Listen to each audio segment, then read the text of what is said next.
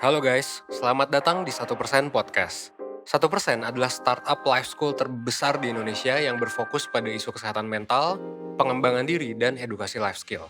So, basically 1% itu ngajarin gimana caranya agar lo bisa belajar dan berkembang menjadi lebih baik, seenggaknya 1% setiap harinya, menuju hidup seutuhnya. 1% Podcast adalah podcast yang ngebahas beragam hal menarik yang mengacu pada kurikulum 1%. Mulai dari fundamentals and basic skills, basic mental and physical problems, self-knowledge, relationship, karir dan produktivitas, filosofi, dan juga pop culture. Pada setiap subtopik yang ada, nantinya itu semua akan dibahas oleh hostnya masing-masing. Dan juga akan dibicarakan sama founder, mentor, psikolog, dan juga pakar yang expert dalam bidangnya. Lo semua bisa ngedengerin 1% Podcast via Spotify, Google Podcast, Apple Podcast, YouTube, dan juga berbagai platform podcast lainnya. So, don't miss out and stay tune karena setiap harinya kita bakalan upload di jam 10 pagi. And that's all, enjoy 1% Podcast.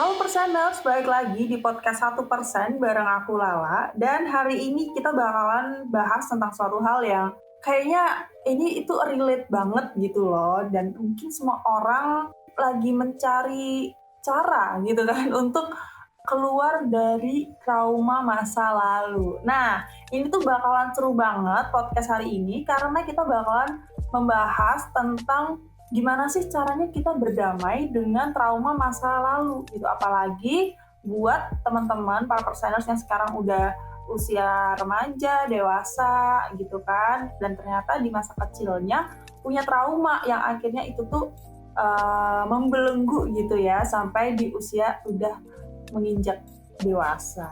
Nah, hari ini aku nggak bakalan ngomong sendirian karena aku punya guest yang super spesial yang bakalan lebih bisa menjelaskan tentang gimana sih cara berdamai dengan masa lalu yang mungkin sangat dibutuhkan informasi buat para perseners di luar sana. Langsung aja, aku bakalan panggil guest kita malam ini ada Anto. Halo Anto. Halo Lala. Halo. Aduh, ini tema kita hari ini sangat menarik banget loh. Agak berat tapi kayaknya ya. Tapi agak berat. Tapi mungkin kita bisa mengemasnya dengan ringan biar perseners dengerinnya juga ikut ini ya, ringan menerima informasinya ya. Iya, bisa lah nanti. Bisa ya.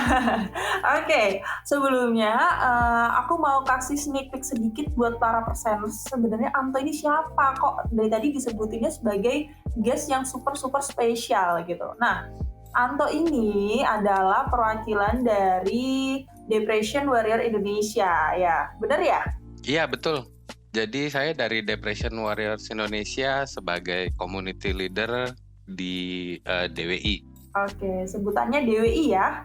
Iya, sebutannya DWI biasanya. Oke, community leader ya? Iya, betul. Oke, nah sebenarnya ngobrol lebih lanjut tentang DWI itu sebenarnya tuh apa gitu loh?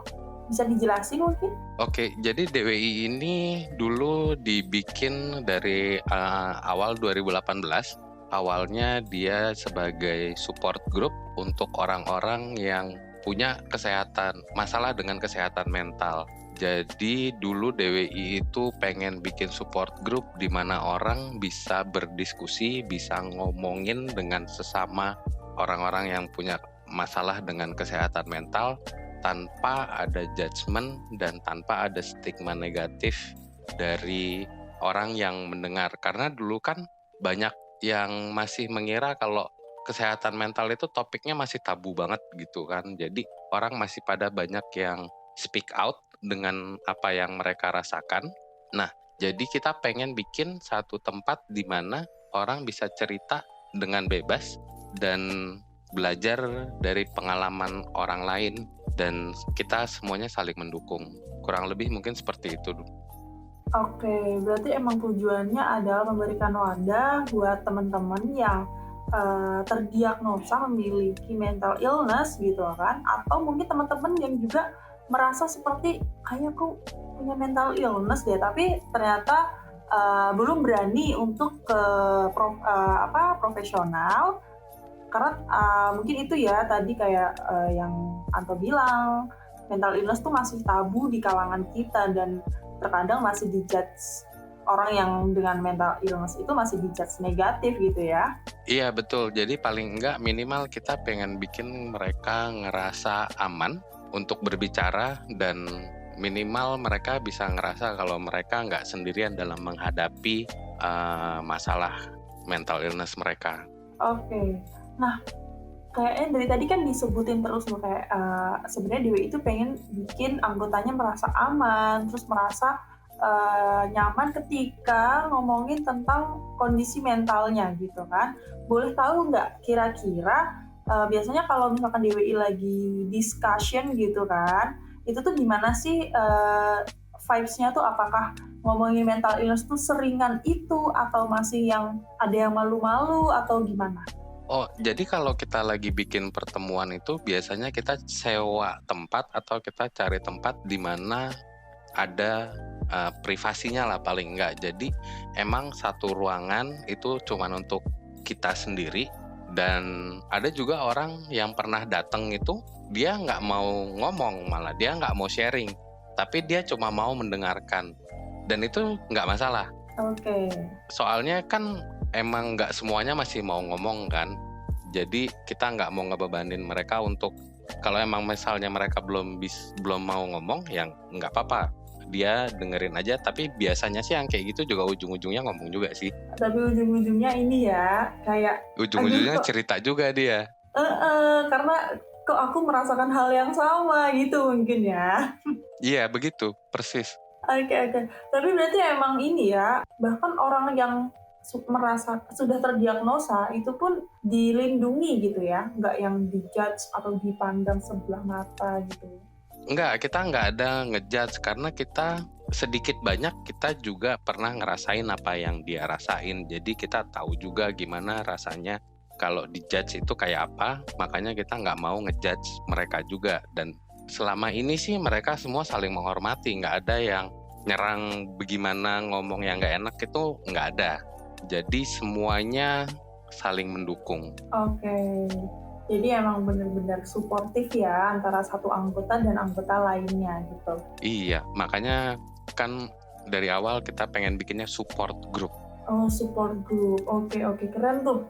Bahasanya support group ya. Oke. Sangat ini banget dibutuhkan di era sekarang gitu kan. Karena di era sekarang ini kan sudah banyak orang yang aware terhadap pentingnya kesehatan mental gitu kan. Iya betul, justru sekarang kesehatan mental lagi banyak disorot, tapi masih sedikit banget komunitas yang emang mengkhususkan untuk yang pertemuan face to face dan sharing session kayak gitu. Biasanya mereka kan kalau yang kayak Into the Light itu kan dia dia lebih fokus ke advokasi. Tapi kalau untuk yang pertemuan face to face itu jarang. Di luar negeri banyak, tapi di Indonesia masih sedikit banget. Makanya di situ kita pengen bikin supaya jadi wadah untuk orang-orang yang membutuhkan lah. Jadi emang tepat banget DW itu hadir sekarang di mana kesadaran orang-orang terhadap mental health itu lagi tinggi-tingginya gitu kan. Dan itu memang penting sih kesehatan karena kan WHO aja menyebutkan manusia dikatakan sehat ketika 3 aspeknya terpenuhi, tentang fisik, tentang psikis, dan tentang sosial itu memang benar-benar sehat, baru dikatakan manusia tersebut sehat gitu kan. Iya betul. Iya. Kalau boleh tahu nih, kan kita hari ini mau ngobrolin tentang berdamai dengan masa lalu atau trauma masa lalu. Sebenarnya ada apa sih dengan masa lalu? Apakah ada trauma-trauma tersendiri? Nah, jadi sebenarnya gini, kalau banyak orang yang nggak sadar sebenarnya kalau masa kecilnya itu pernah terjadi ada sesuatu di masa kecilnya yang mempengaruhi perkembangan kepribadiannya dia dan itu berlangsung pada sampai jangka yang sangat panjang. Kayak misalnya, biasanya ini terjadi dari orang-orang yang terdekat sama kita. Yang paling terdekat pada kita waktu masih kecil itu justru adalah orang tua. Nah, jadi ada perbuatan-perbuatan orang tua atau saudara kandung atau misalnya orang terdekat kita yang lain yang bikin kepribadian kita itu waktu dewasanya itu perkembangannya jadi nggak bagus gitu. Dan inilah yang pengen kita bahas, apa aja sih sebenarnya pengaruh masa kecil ini yang bisa bikin perkembangan di masa dewasa kita itu kurang baik. Oke. Aku setuju banget nih, karena emang setiap proses perkembangan itu kan saling ini ya, berkaitan antara fase sebelumnya dengan fase sekarang, dan juga memberikan pengaruh pada fase yang akan datang gitu ya. Iya, ini benar banget. Masalahnya biasanya polanya itu akan berulang. Apa yang orang tua kita lakukan, itu biasanya kita akan meniru. Dan kalau kita sudah meniru, nanti itu akan mempengaruhi kita kalau waktu misalnya udah punya anak, itu nanti akan berulang lagi biasanya. Nah, makanya sebisa mungkin kita hentikan rantainya itu di kita, supaya nanti anak kita nggak mengalami hal yang sama kayak apa yang kita rasakan, yang kita alami. Oke. Ini menarik banget sih, karena boleh nggak sih kalau aku sedikit curhat-curhat gitu, atau aku boleh sedikit sneak peek gitu nggak sih tentang masa lalu aku? Oh iya, boleh dong. Boleh ya, karena kan emang DWI kan memang support ini ya, community gitu kan. Iya, betul. Oke, jadi itu aku setuju banget sih. Kamu tadi udah di-mention juga bahwa salah satu hal yang sangat penting yang akan mempengaruhi kita bagaimana kita berkembang, bertumbuh gitu kan, adalah dari faktor keluarga gitu kan. Yang paling penting tentang orang tua, karena kan ya significant other anak adalah nomor satu orang tua gitu kan. Betul. Jadi aku tuh ini sneak peek sedikit gitu kan. Jadi kebetulan orang tua aku kan divorce nih Kak. Terus aku tuh sempet ada di fase yang takut menikah karena takut jadian orang tua aku tuh keulang gitu. Oke. Nah, tapi keadaannya sekarang aku udah kayak emang nikah kan adalah salah satu tugas perkembangan kita ya, membangun sebuah rumah tangga gitu kan. Ya, meskipun mungkin ada yang memutuskan untuk tidak, tapi kan alasannya adalah bukan karena untuk menghindari trauma gitu loh, tapi emang karena ada alasan rasionalnya. Apakah ketika aku merasa oh ya udah nggak takut dengan menikah misalkan, itu tuh bisa dikatakan aku sudah berdamai dengan masa lalu aku?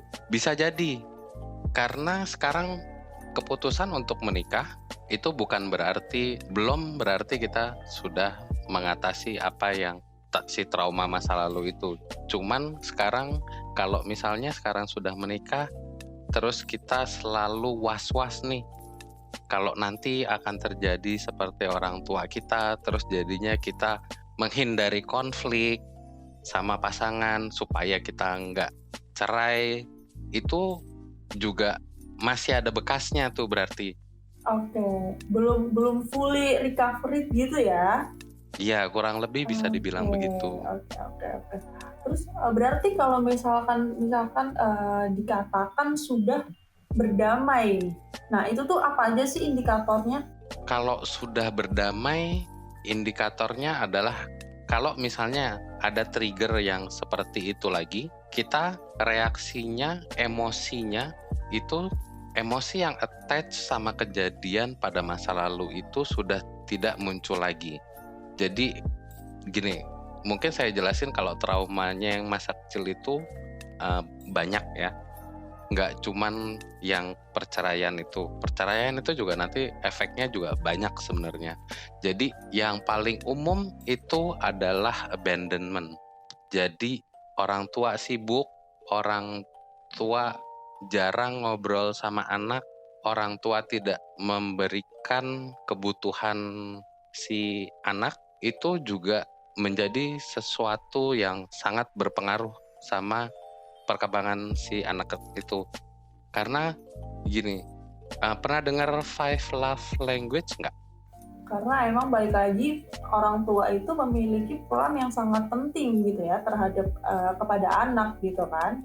Iya, jadi abandonment fisik atau abandonment si kebutuhannya si anak itu nanti bisa bikin si anak itu jadi kayak dia takut untuk sendirian waktu dia masih udah besar, karena dia inget nih, badannya inget nggak enaknya ditinggal sama orang yang terdekat itu kayak apa, dan itu dia jadinya kalau dia nanti punya teman atau nanti dia punya pasangan, dia akan sangat bergantung sama si teman atau si pasangannya itu. Dan nanti kalau misalnya mereka pergi, itu bisa down-nya tuh beda sama orang yang nggak pernah punya trauma abandonment ini.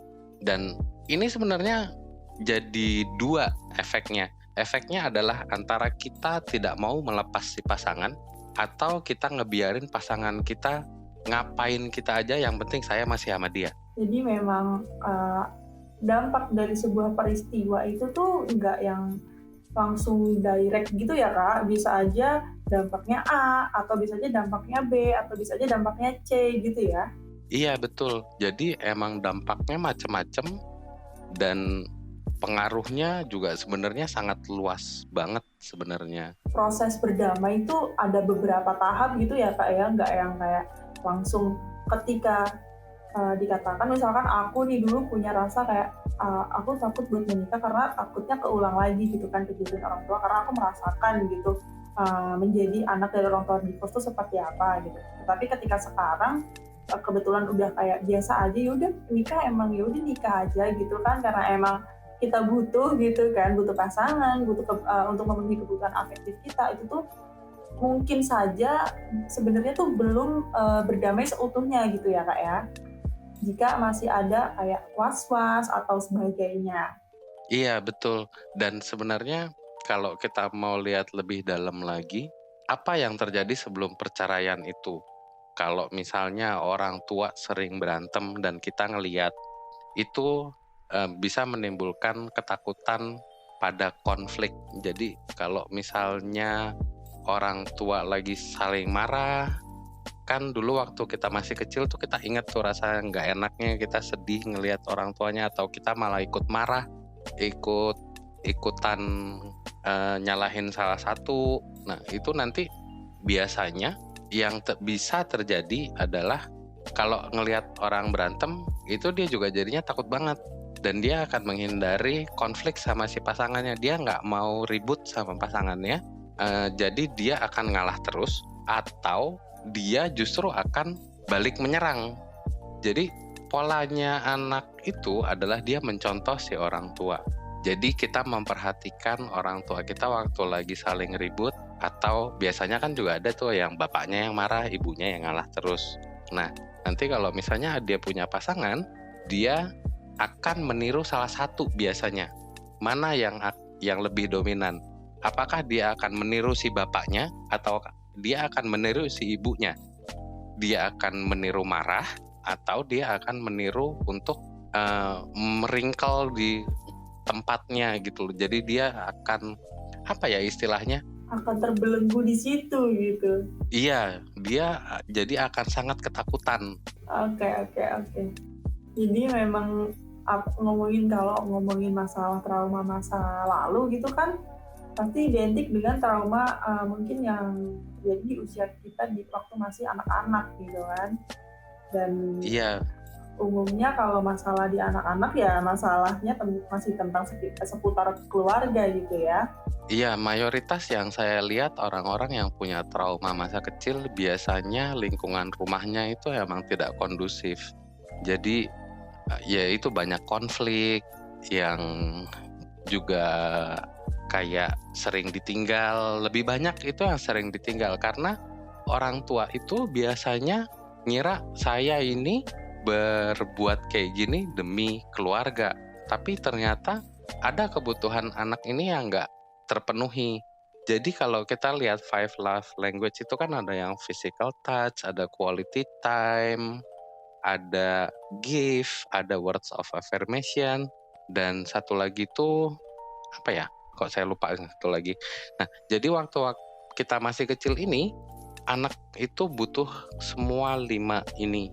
Sedangkan waktu kita sudah dewasa, paling enggak itu 3, itu harus terpenuhi. Jadi ada salah satu aja yang tidak terpenuhi, itu bisa jadi pengaruh besar dia ke perkembangan fisiknya. Karena anak itu pada masa itu karakternya kan dia lagi dibentuk. Nah, waktu karakter itu dibentuk, dia tidak mengetahui salah satu dari si 5 love language ini, jadinya dia tidak bisa menunjukkan afeksi dengan cara yang dia tidak diajarkan sama si orang tuanya. Memang kalau ngomongin masalah ini ya Kak ya, permasalahan di masa kecil terutama dengan keluarga atau orang tua, itu tuh bener-bener yang kayaknya semua orang ada masalah gitu kan. Kayak pasti ada aja, apalagi perbedaan generasi antara orang tua dengan anak itu kan juga sangat mempengaruhi ya, mempengaruhi pola asuh, mempengaruhi cara komunikasi gitu kan. Apalagi kalau aku baca-baca nih, kalau zaman sekarang tuh anak kan pengennya yang lebih komunikatif sama orang tua, terus kayak yang lebih terbuka, sedangkan mungkin kalau orang tua di eranya itu kayak ya udah, anak tuh ya kan emang tugasnya berbakti dan nurut dengan orang tua gitu mungkin ya. Iya, itu juga sebenarnya salah satu penyebab. Jadi ada juga orang dulu nih ya, bilangnya orang tua itu selalu benar. Iya nggak? Nah, itu juga salah sebenarnya. Orang tua dan anak itu harus bisa saling komunikasi, maunya apa, orang tua mampunya kayak apa. Itu harus bisa dibicarakan secara terbuka sebenarnya.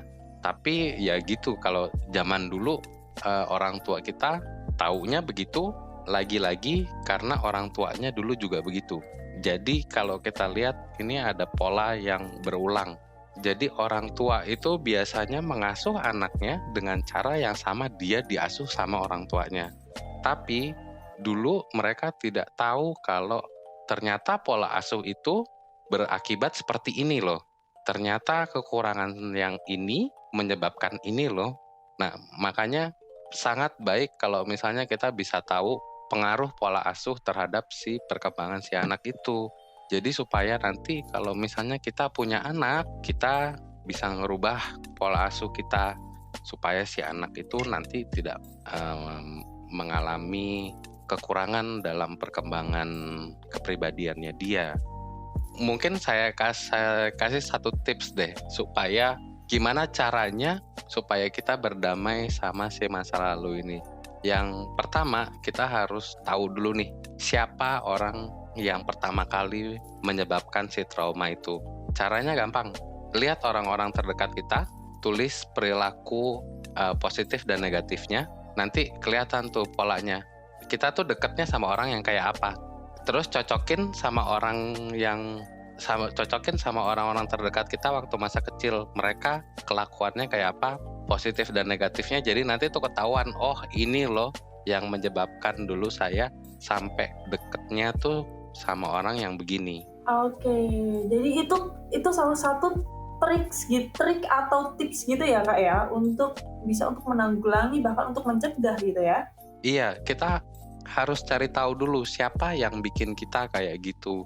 Terus kalau misalnya kita nggak berani mengkonfrontasi orang itu secara langsung untuk ngomongin masalah kita, tulislah satu surat, tapi jangan dikirim. Tulis apa sih yang kita mau ngomongin sama orang itu, apakah gimana rasanya waktu dia melakukan apa, terus pengennya dia kayak apa. Jadi itu ditulis tapi nggak usah dikirim, tapi ditulis, dibaca aja lagi. Itu biasanya bisa mengurangi emosi negatif yang timbul akibat perlakuan orang itu dulu. Ini menarik banget tipsnya dan bisa diaplikasikan oleh semua orang gitu ya. Mungkin nih kalau misalkan para perseners pengen ngobrol lebih lanjut, pengen deep talk gitu kan, bisa langsung gabung di DWI ya? Boleh banget. Boleh ke Instagram kita di @depressionwarriors.id. Nah, tuh buat perseners yang mungkin pengen ngobrol lebih jauh lagi, dan ternyata Anthony punya banyak tips and trick gitu kan, untuk upaya menanggulangi ataupun mencegah yang namanya mungkin mental illness gitu kan yang diakibatkan oleh masa lalu atau bahkan hal-hal yang belum lama ini gitu. Nah, karena tadi udah ngobrolin banyak tentang gimana sih sebenarnya cara kita untuk berdamai dengan masa lalu atau trauma masa lalu dan indikator sudah berdamai itu apa aja sih? Akhirnya kita udah ada di penghujung waktu yang mengharuskan nih Lala dan Persenes harus berpisah.